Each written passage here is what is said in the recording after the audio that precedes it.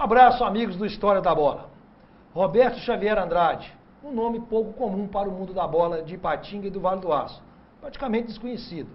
Mas quando trazemos o que ele significa, ou melhor, que é um nome próprio de alguém conhecido pelo apelido de Coelhinho, vem a enorme diferença, exatamente o oposto.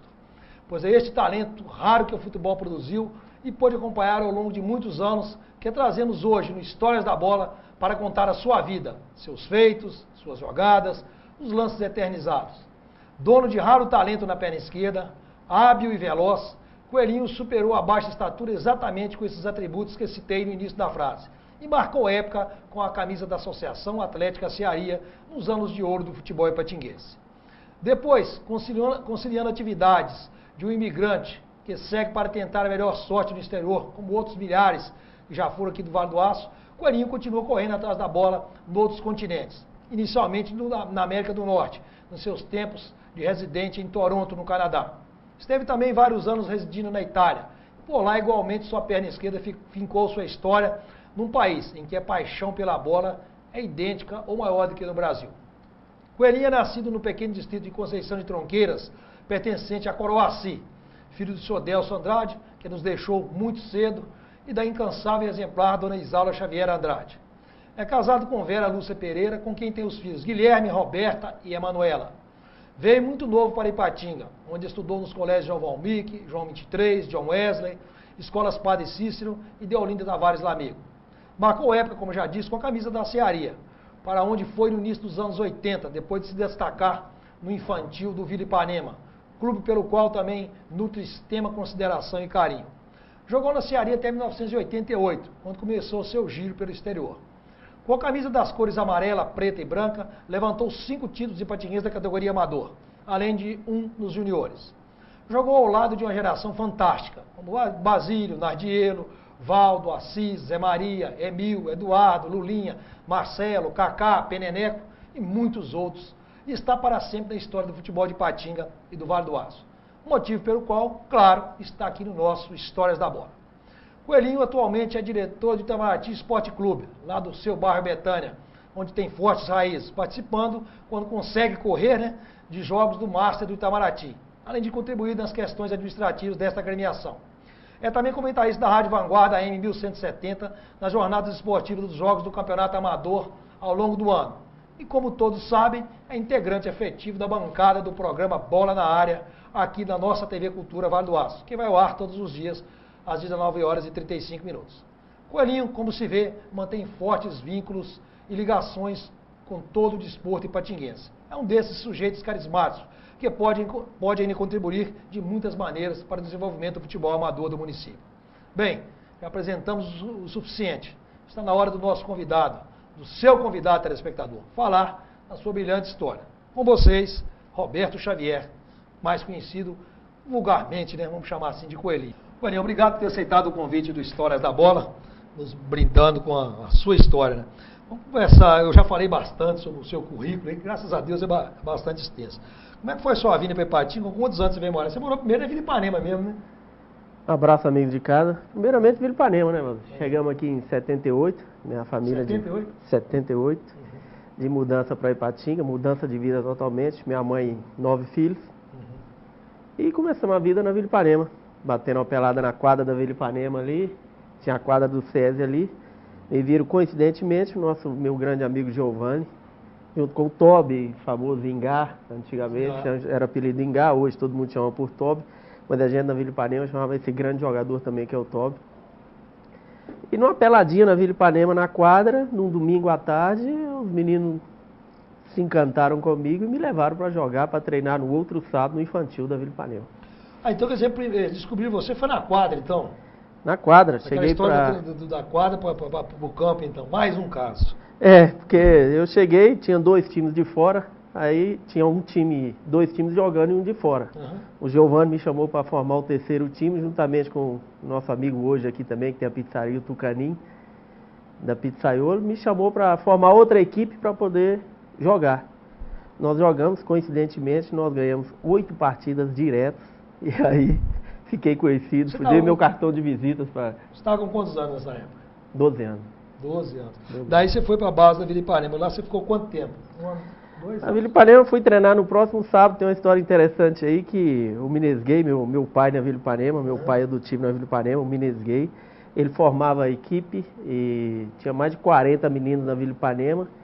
E a hora que ele terminava o treino, ele colocava todo mundo ali, sentadinho ali, e ia tirando 17 jogadores para jogar no domingo de manhã. Ele tirou primeiramente os 2 goleiros, o hoje Bocão, treinador do veterano da Vila Ipanema, e depois o Tulinha, meu amigo Tulinha, que hoje reside nos Estados Unidos. E o terceiro que ele chamou, ele falou: você aí, Tampinha, vai para lá.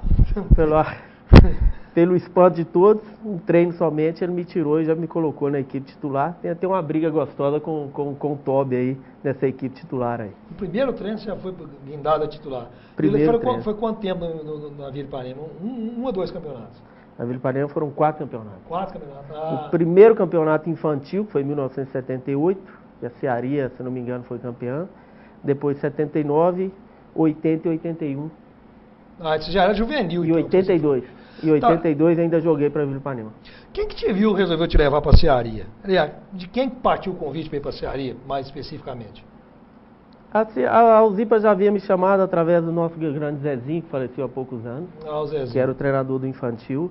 Mas na Vila Ipanema, eu morava ali, minha família morava no Iguaçu, eu morava praticamente na casa do Minesgay, na Vila Ipanema. E eu não tinha como sair ali, que era muito amigo, muito bem tratado, era um xodó, um amor pela vila que eu peguei.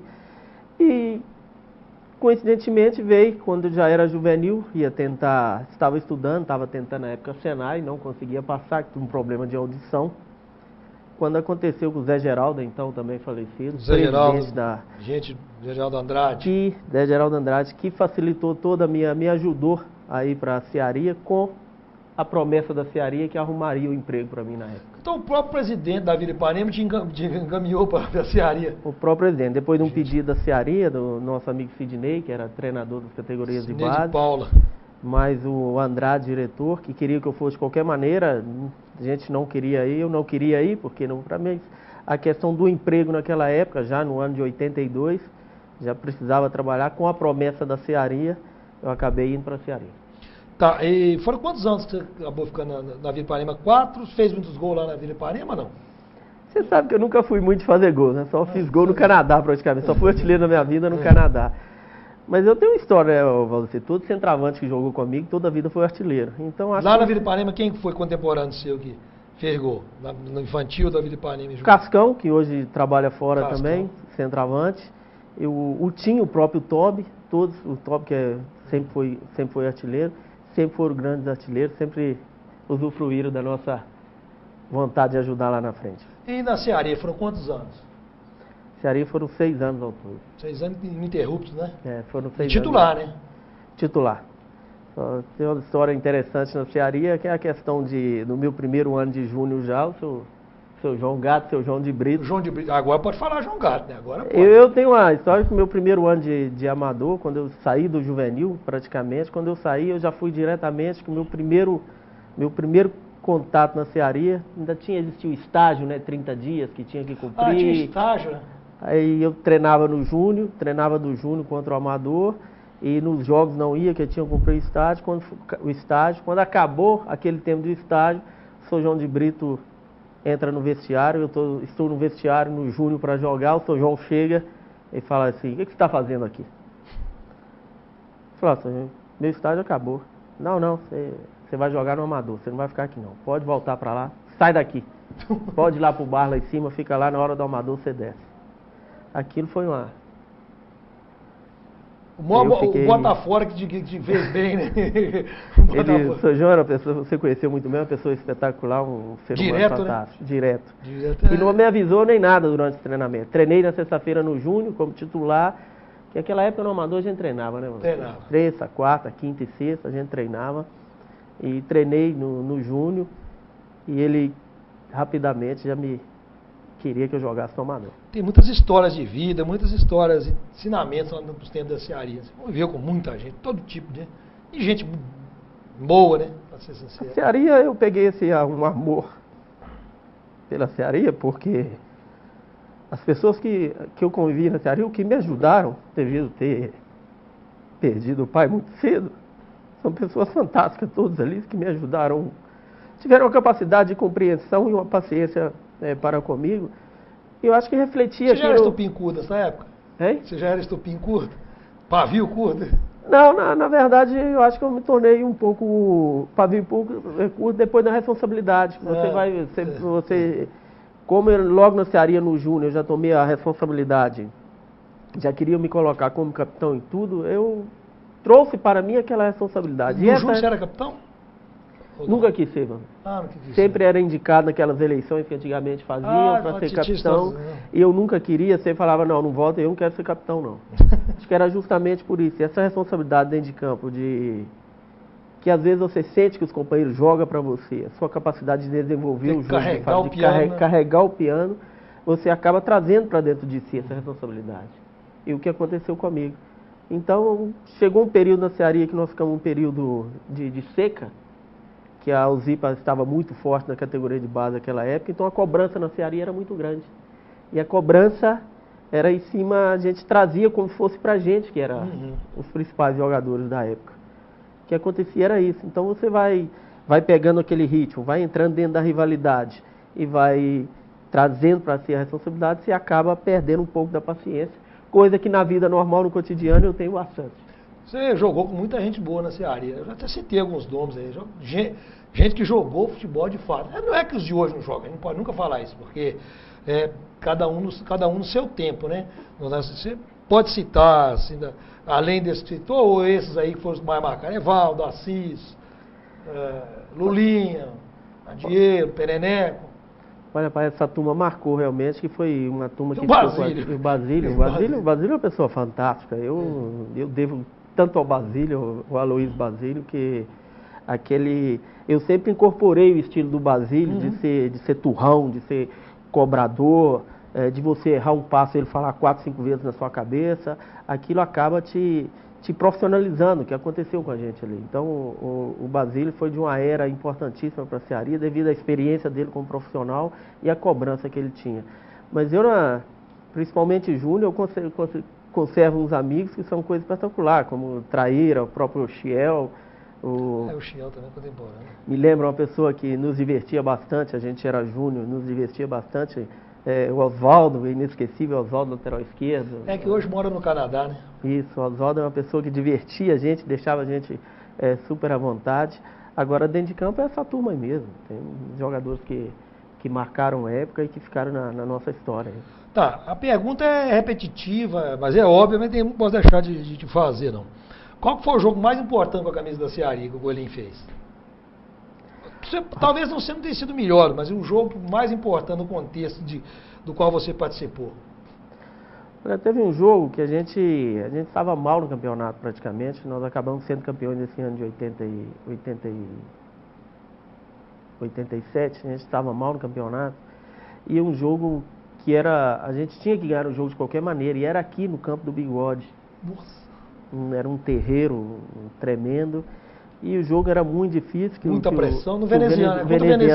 O veneziano recebeu uma boa incentivo para não deixar a gente passar, para não deixar a gente vencer, que se a gente vencesse a gente tinha chance de entrar no quadrangular. E eu acabei fazendo raros gols, acabei fazendo gol aos 38 minutos, tendo o nosso ex-goleiro, que era o Giovani, aos 38 minutos do segundo tempo. Esse jogo marcou muito devido à vibração que foi. Devido ao que estava em cima da gente, a responsabilidade que estava em cima da equipe da Cearia. Não foi um jogo que decidiu, não foi um título, mas foi um jogo que deu uma alavancada, aquele jogo que acende o estupim para a equipe sair, para a equipe subir. Acho que foi aquele jogo ali que a nossa equipe ganhou confiança. Né, foi em Ipatinguense, 1987, ficou de a Cearia gol de 1-0? 1-0. Gol do Coelhinho? Gol do Coelhinho. Rapaz. Me recordo que na manchete do Diário do Aço você colocou assim: Coelhinho 1, veneziano 0. E aquilo me trouxe um problema tremendo dentro do vestiário, viu, rapaz? A tia só jogava fera lá com Assis, o Pereneca era o artilheiro, né? Pereneca era o artilheiro. Exatamente sobre essas passagens, sobre essas, né? Nuances da carreira, da trajetória de Roberto Xavier, né? O nosso eterno, da casa, né? O Coelhinho, que a gente vai continuar falando, né? No nosso Histórias da Bola. No próximo bloco, até já.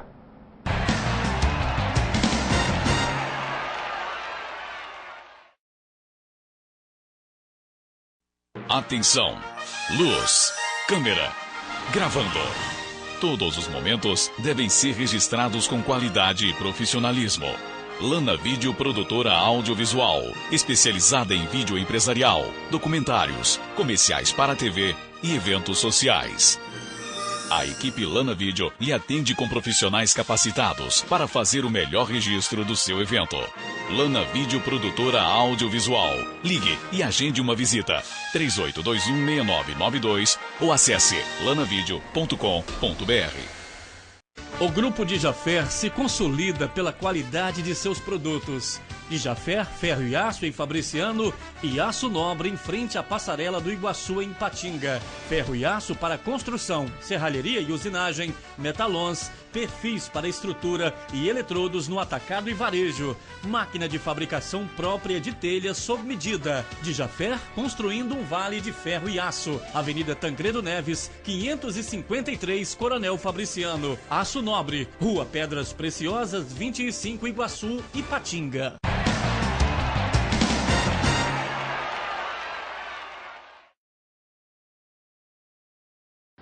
De volta com Histórias da Bola, que nesta edição traz Roberto Xavier, o camisa 10, o canhoto, né? O Coelhinho, o nosso Coelhinho da casa, que marcou época na Associação Atlética Cearia e andou por esse mundo afora, né? América do Norte e Europa, também conciliando o trabalho com a bola. Coelhinho, você dizia no bloco anterior, com relação ao gol que você fez contra o Veneziano no Campeonato Ipatinguense de 1987, que acabou levando a Cearia para o quadrangular, afinal a Cearia acabou sendo campeã ipatinguense, um dos 5 títulos que você teve naquela época. Mas você já participou de jogos muito mais difíceis, que você certamente perdeu, mas que jogos que nunca vão sair da sua memória. Você sabe algum jogo assim, não é negativamente, em que você não obteve êxito, algum jogo que você não esquece? Houve um jogo, sempre os jogos memoráveis a gente guarda sempre na nossa época o Zipa Cearia. Houve um jogo, são 2 jogos que eu saí exausto dentro de campo e acabei, um deles indo parar no hospital acho que desidratei, o tanto que eu corri. Um foi uma Cearia e o Zipa dentro da Cearia, que nós levamos uma sapecada da Zipa de 3-0, que eu corri naquele jogo. O jogo foi onde? Na Cearia. Tomou de 3? 3-0.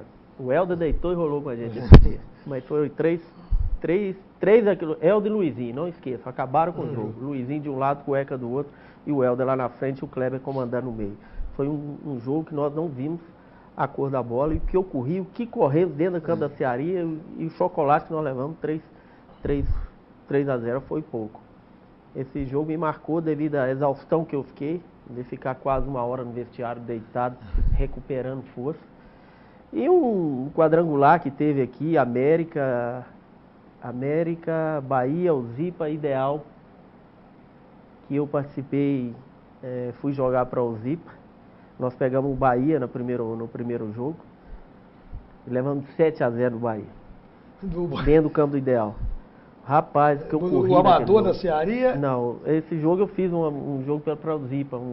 Todo amador da fui Zipa. Jogar com o Zipa para esse jogo. Um quadrangular aqui, tomou de 7-0. 7-0 do Bahia no campo do Ideal. Correu, não adiantou nada. Eu fui parar no hospital.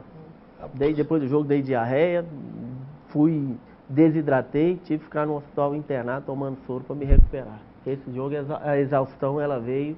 Eu acho que é aí que veio um pouco dessa coisa de...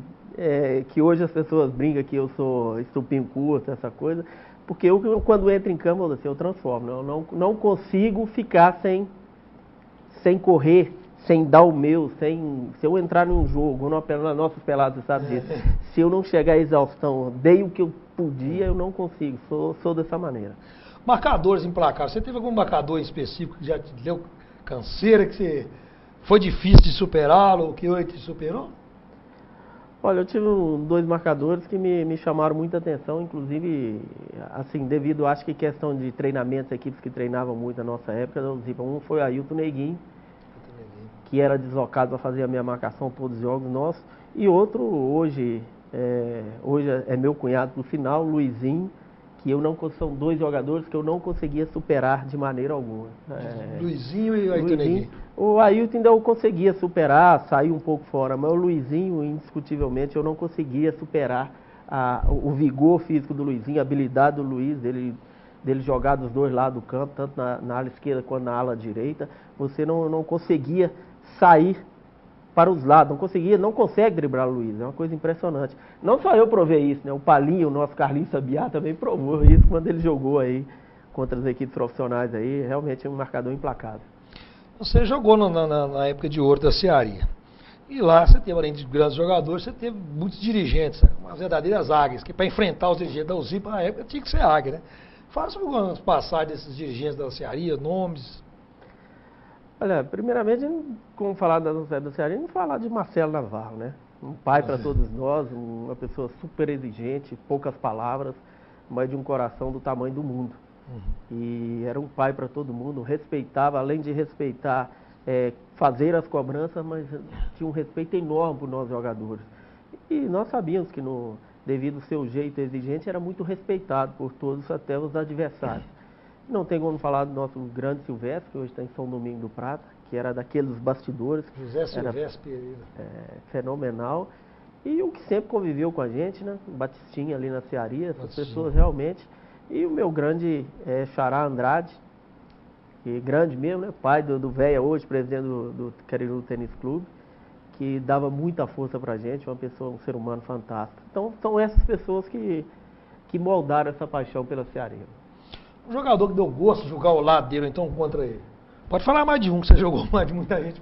Se jogar um, eu vou te largar. Não, nós todos, eu vou falar dos contra primeiro, porque realmente, quando você pega um adversário forte, você acaba respeitando e até se tornando amigo. No meu caso, por exemplo, com o grande Kleber, o grande Clebão, o nosso Juninho Lola, que está aí também. Juninho são jogadores. Marquinho Alvarenga, que tive o prazer de jogar contra e a favor.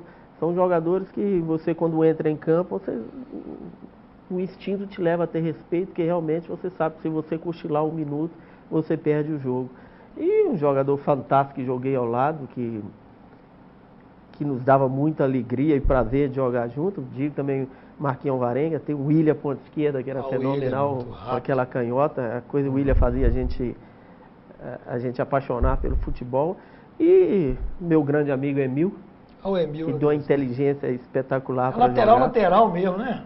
Lateral, a inteligência para jogar e uma tranquilidade que te trazia prazer dentro de campo. São vários, não posso destacar essa raça do Valdo, do Fiel, jogadores que te empurravam para frente com a vontade de vencer. Taticamente, joguei com poucos jogadores, até na experiência profissional que eu tive, igual o Zé Carlos, taticamente perfeito, o jogador que jogava para a equipe, jogava para vencer. São vários, realmente são. Eu vou falar Não posso deixar de falar do nosso grande Pereneco, que do jeito que você colocava a bola para ele, ela entrava na rede. Mas você não citou, mas eu vou citar um aqui que tem muita história dele. Ele teve sentado nessa cadeira aqui, nos brindou com um espetacular programa, Luiz Basílio. Cheio com essa vontade de vencer, cheio de manias.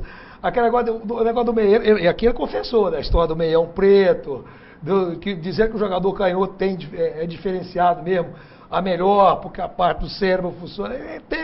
E já naquela época ele já defendia essas teses, né? Ele defende com unhas e dentes essa tese, e eu acabei incorporando essa tese do Luiz Basílio. Até na questão de jogador ser canhoto, ele disse aqui também, se eu me recordo bem, sobre ser mais tupim curto, mais estourado. Eu acho que isso faz parte do DNA do ser humano mesmo, não escapa, eu sou de acordo nisso. E a história do meião preto, ela ficou fantástica, ela foi na minha frente, assim, ó, a hora que gritaram com ele, Basílio, joga meião preto e ganhamos, ele falou, 3 gols de cabeça. Quer dizer, a Cearia chegou a jogar de meiões preto na sua época, chegou não? Nós jogávamos com meio preto, ele que lutava para tirar o meio preto. E aí ele questionava, mano? Ele que lutava para jogar com meio, ele pedia a diretoria para não jogar com meio preto, aquilo como todo mundo achava ele meio maluco, as maneiras dele, mandava o meio preto para ele de implicância, mandava no... Porque realmente o uniforme da Cearia, ele ficava muito bonito com aquele amarelo do Penharol do Uruguai, aquele uniforme, juntamente com o calção preto e os meiões pretos. O uniforme é fantástico, era muito bonito. E o meião branco diferenciava muito o uniforme, não ficava tão bonito. E o Basílio não aceita o meio preto. Até hoje ele não aceita o meio preto. Ele está trabalhando hoje no Nacional de Nova Serrana. Até hoje é o Nacional de Nova Serrana, será o Nacional de Pouso Alegre na temporada seguinte, né? Então até hoje ele tem essa mística Em 87, o Basílio é um caso mais à parte pra gente, que além de termos jogado junto, logo quando chegamos na Cearia, aquela vontade dele, aquele espanão, o esporro que ele dava em todo mundo, tanto no amador quanto na categoria júnior. E poucas pessoas sabem, mas o Basílio ele morava ali no Cariru, no alojamento. Ele praticamente, quando o infantil e juvenil da Cearia estava treinando, ele estava na arquibancada vendo, já naquela época. Ele ia para a Cearia de bicicleta e ficava lá vendo os garotos treinando. Então o Basílio conhecia todo mundo assim. E ele chegava e apontava, sem ser treinador, era simplesmente jogador. Ele apontava, a gente via ele dando pitaco, reclamando. Tem uma história que uma vez que eu errei um pênalti, rapaz, contra o Beira-Rio, errei um pênalti. Na terça-feira no treino eu não tive paz. E ele era jogador, jogava do meu lado. Eu não tive paz. Não tive paz porque ele não... Nós vencíamos um jogo de 4-0, eu perdi o pênalti. Ele não aceitava a minha displicência, a minha falta de concentração para bater o pênalti. Ele não aceitava. E assim nos treinos era o Basílio. Quando ele se tornou o treinador, é uma história interessante quando ele tornou o treinador. Porque a Cearia, na história da Cearia, a Cearia nunca havia perdido 3 partidas de série. E quando perdeu, houve aquele famoso puxa-tapete no vestiário do então treinador. E o treinador, se não me engano, era Nicolino Rodrigues, que havíamos sido campeões, bicampeões, com Nicolino Júnior e Amador. E quando fizeram uma reunião no vestiário... Um motim, assim, para tentar derrubar.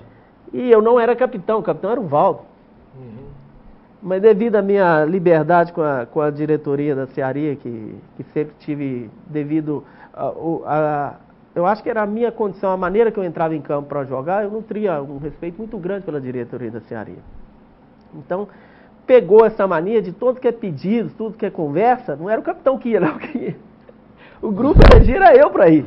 Você era o representante sem ser o capitão. Sem ser o capitão. Aí me pediram para falar com a diretoria para trocar o treinador.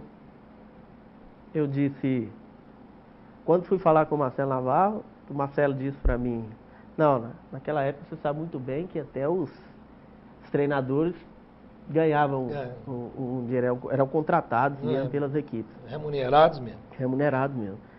Não, a Cearia não vai, está na reta final, a gente está na reta, nós não vamos classificar mais, foi este ano aí que é aquele caso que eu contei do veneziano, nós não vamos classificar mais, a Cearia não tem dinheiro para contratar o treinador. Aí eu disse... então coloca o Aloysio Basílio, é ele que está dando treino mesmo. Ele é o preparador físico já está dando treino, coloca o Aloysio Basílio. Ele não me disse nada. Eu me recordo que eu estava na usina, trabalhando, estava fazendo hora extra, que era parada na minha área. Chega uma ordem para mim deixar o trabalho para ir para o clube. E eu estava escalado ficar até às 20 horas. Aí quando eu saí, troquei de roupa, que a Kombi me levou até o clube, cheguei e estava todo mundo reunido no meio campo e apresentando o Aloysio Basílio, o treinador. Sugestão aceita. E nós acabamos perdendo, empatando 2 jogos, depois perdemos outro, aí que a equipe começou a engrenar, que ele começou a ajustar a equipe. Acabei sendo trairado por alguns companheiros, que eu fui mal, que eu havia indicado um treinador que não era a altura do plantel que a gente tinha, e aquilo na época me chateou muito. Mas depois sobrou para você a missão de fazer o gol que classificou o time. Pois na época isso me chateou muito, porque foi um consenso dentro do clube de trocar o treinador. A Cearia disse que não contrataria. Mas o nosso preparador físico, eu achava que devido a essa convivência com a Aloysio, que ele tinha capacidade. A história do santo de casa faz milagre, estava para fazer milagre. Que reinava na época, até hoje, né? Depois acabou ajustando a equipe e se sagrando aí um grande treinador do nosso futebol amador. Sobre essa passagem do Basílio, de outros treinadores pela Associação Atlética, a Cearia e outras passagens, outras andanças do Roberto Xavier, né? O nosso Roberto Coelhinho, a gente vai falar no próximo bloco do Histórias da Bola. Até já!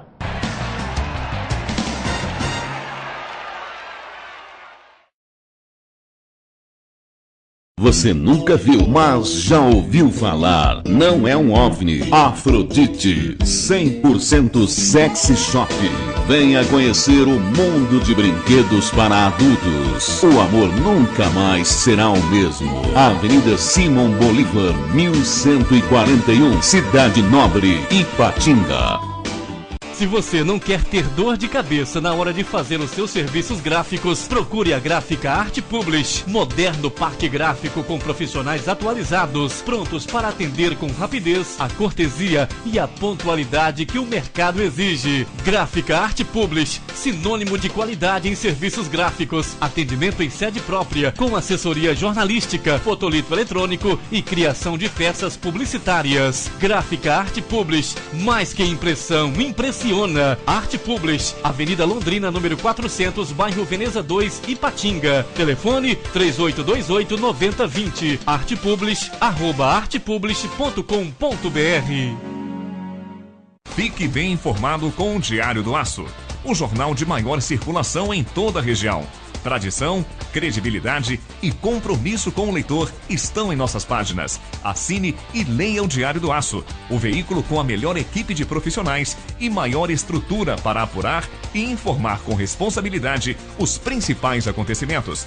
Acesse também a nossa versão online, www.diariodoaco.com.br.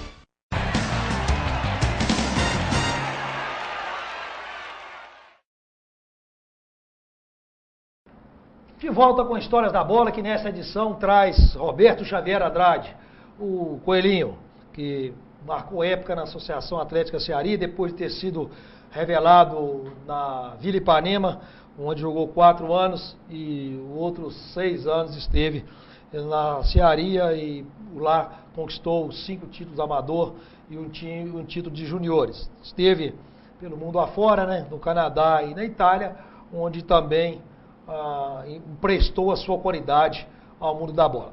Coelhinho, a gente falava no bloco anterior com relação aos treinadores. Você disse do Basílio, que certamente marcou época, o João de Brito marcou época. Você não teve muito na Cearia, não era a rotatividade não era alta, não, né? Não, a Cearia, por característica, nunca houve, né? Mas os treinadores, pelo conhecimento técnico, um treinador que me marcou muito na minha época foi o Eros Trabac. O Eros Trabac.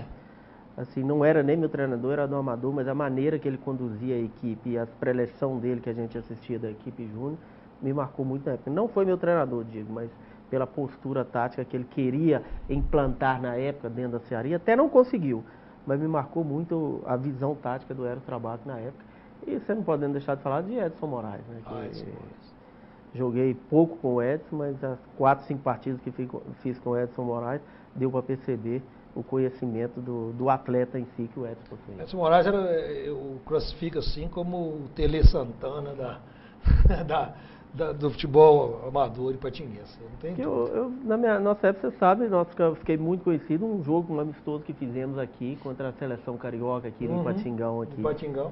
E o Edson naquela época me convocou para a seleção ipatinguense e ele só deu 3 palavras comigo. Ele chegou para mim e disse: você vai jogar à frente dos 2 volantes, eu só quero que você acompanhe o volante do adversário. O resto, você que tem que me ensinar. E acabei fazendo uma grande partida, que ele disse. O jogo foi no Patingão, né? Ficou Patingão. Romário, Leonardo, Renato Gaúcho, falecido Zé Carlos goleiro.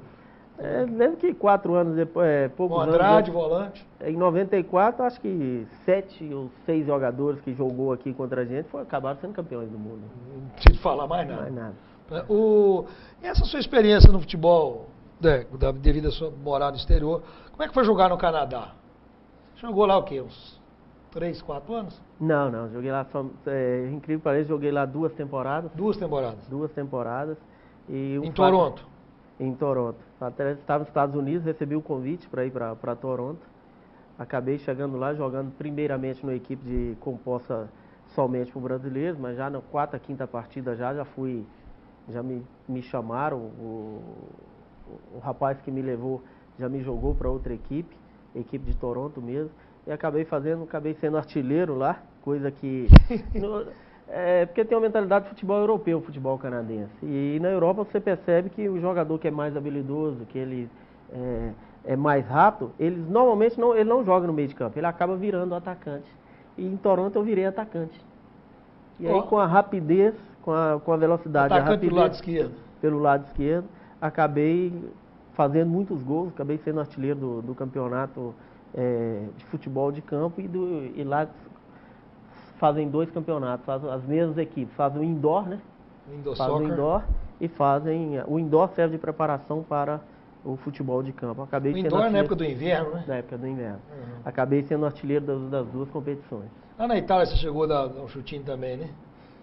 Eu quando fui para a Itália eu tinha rompido os ligamentos, né, mano? E acabei jogando lá, acabei operando lá até pelo... fez cirurgia lá? Fiz cirurgia lá, devido a um rapaz que me viu jogando, me apaixonou numa cidade pequena lá, queria de toda maneira que eu jogasse, eu disse que não tinha condição, que aquele nível de futebol eu não conseguiria jogar devido ao meu joelho, ele praticamente bancou a cirurgia de joelho para mim. Qual cidade você esteve morando na Itália?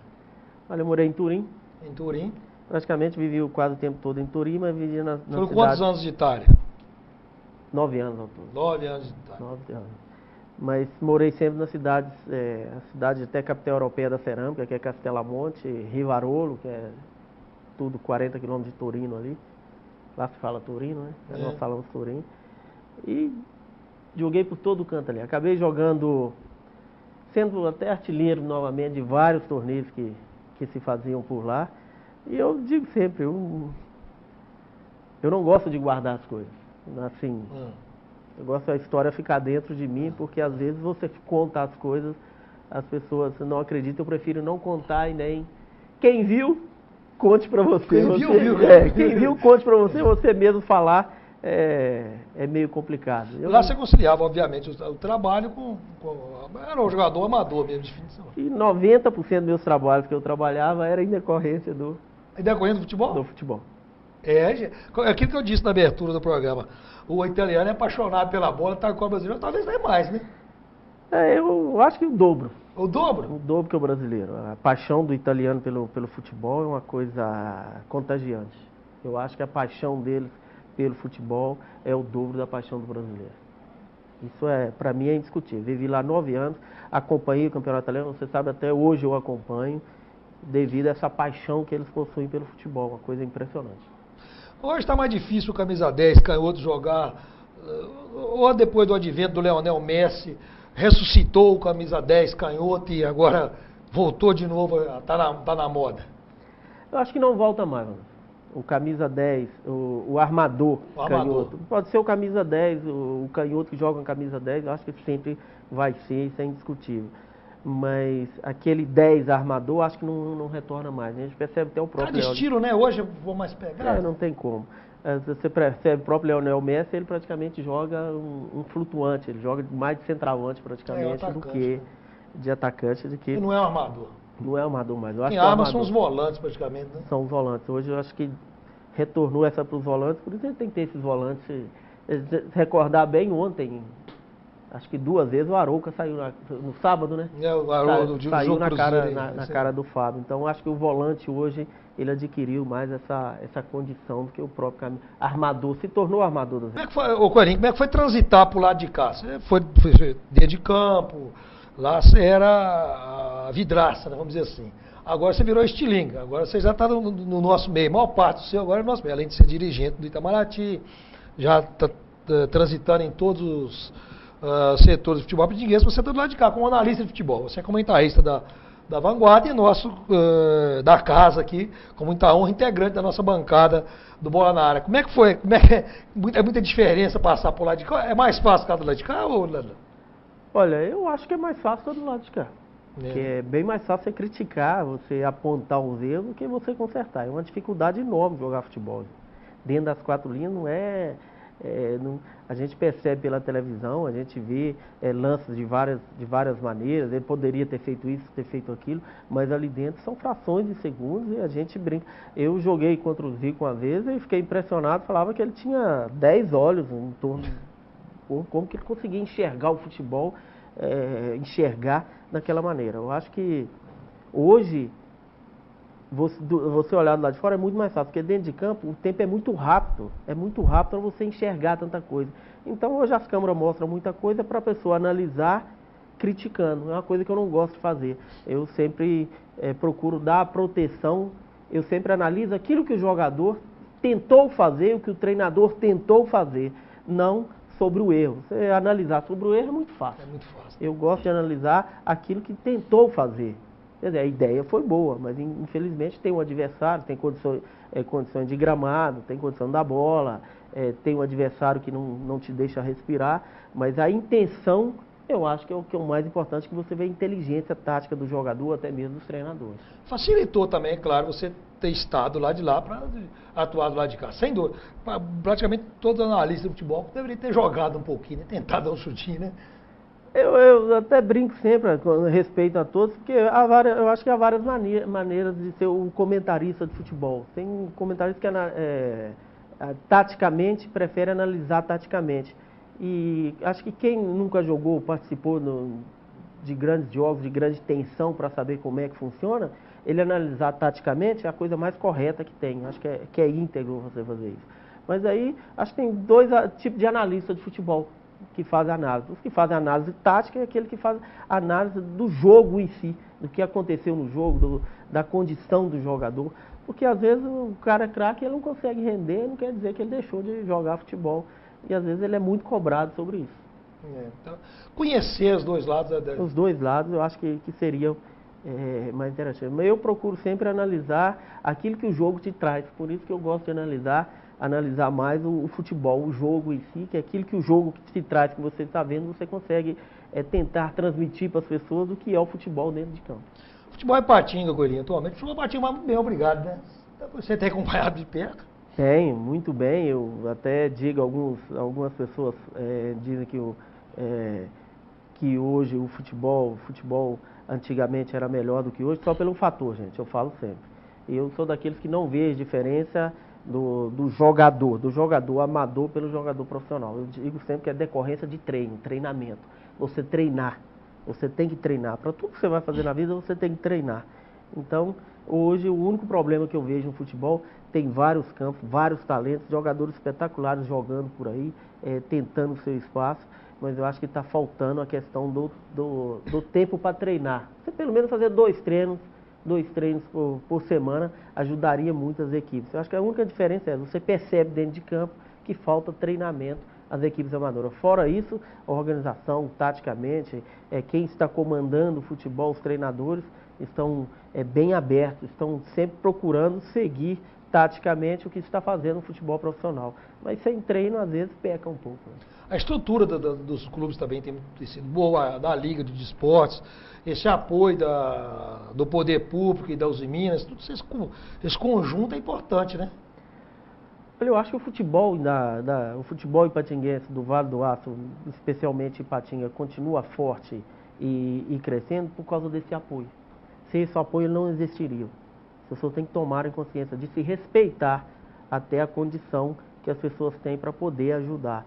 Porque sem esse apoio eu acho que não existiria mais. Eu acho que nem os clubes acabariam um pouco. Então acho que a gente tem que tomar muito cuidado, ter muito respeito com as pessoas que ajudam, com as pessoas que colaboram, com as pessoas que dão o de si para estar ali para promover o futebol profissional. E antigamente, você sabe, era mais paixão mesmo, né? Uhum. Os clubes recebiam praticamente apoio. Muito na força, no entusiasmo, né? No entusiasmo. Os clubes tinham que pagar a arbitragem. Hoje em dia já é tudo pago, tudo bonito, justamente para tentar inserir na comunidade, tirar esse pessoal dessas coisas ruins que estão na vida da gente aí. Ainda bem, né, que a estrutura do futebol ipatinguense hoje é referência até em nível estadual. A gente acompanha nesses contatos com a Federação Mineira e outras cidades, outras ligas, sempre Ipatinga tem sido referência.